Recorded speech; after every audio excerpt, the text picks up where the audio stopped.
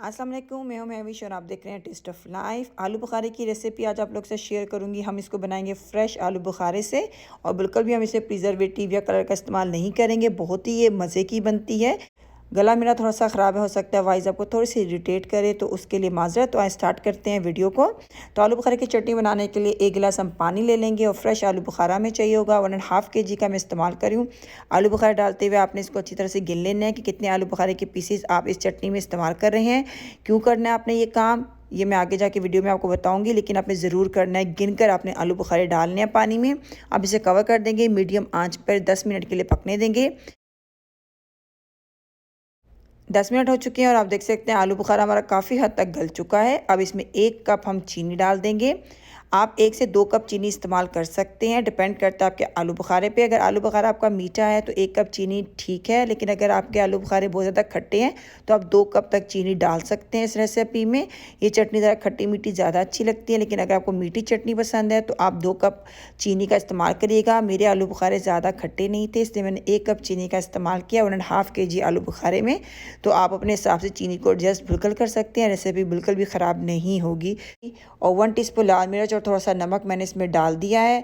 अब इसको medium flame पे इतना पकाएंगे कि चीनी हमारी जो है अच्छी तरह से मिक्स हो जाए और चटनी हमारी गाढ़ी हो जाए।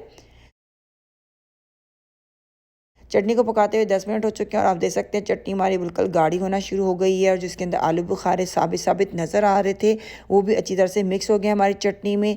अब हम क्या करेंगे, इसके अंदर जो आलू बुखारे की गिटक थी या जो भी इसके अंदर सीड था उसको हम निकाल लेंगे। इसलिए शुरू में मैंने आपको कहा था कि आलू बुखारे आपने गिन कर डालने हैं, क्योंकि गिन कर आप नहीं डालेंगे तो जब आप इसके जो सीड हैं इसको निकालेंगे इस चटनी में से, तो कोई अगर एक आधा सीड रह गया तो आपकी सारी चटनी जो है वो ख़राब हो जाएगी। तो इस चीज़ का आपने ज़रूर ख्याल रखना है। जब आप शुरू में आलू बुखारा डालेंगे तो गिन कर आपने डालने हैं। ब्लेंडर में डाल के चटनी को ब्लेंड कर लें, या इस तरह का हैंड ब्लेंडर हो तो इससे ब्लेंड कर लें। और शुरू में जब आलू बुखारे को 10 मिनट के लिए मैंने पानी में पकाया था तो आप उस वक्त इसके छिलके अगर उतार दें आलू बुखारे के तो फिर आपको ब्लेंड करने की भी बिल्कुल ज़रूरत नहीं है, लेकिन मैंने छिलके नहीं उतारते इसलिए मेरे लिए ब्लेंड करना ज़रूरी है।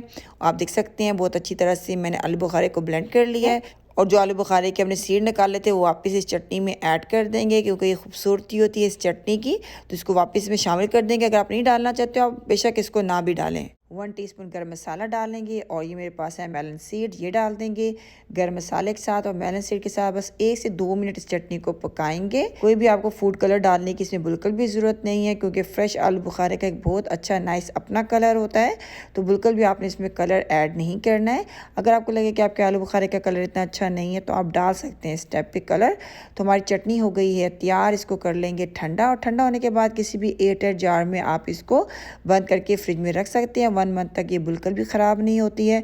तो ज़रूर इसको ट्राई करिएगा, फीडबैक देना बिल्कुल ना भूला करें। अगर आपको मेरी रेसिपीज़ अच्छी लगती हैं और अगर आप न्यू है मेरे चैनल पे तो चैनल को ज़रूर सब्सक्राइब करें और बेल आइकन को ज़रूर क्लिक कर लें, ताकि मेरी आने वाली हर नई वीडियो की नोटिफिकेशन आपको मिलती रहे। तो इंशाल्लाह नेक्स्ट टाइम मिलेंगे एक अच्छी सी रेसिपी के साथ। अपना ख्याल रखिएगा, दुआ में याद रखिएगा। अल्लाह हाफिज़।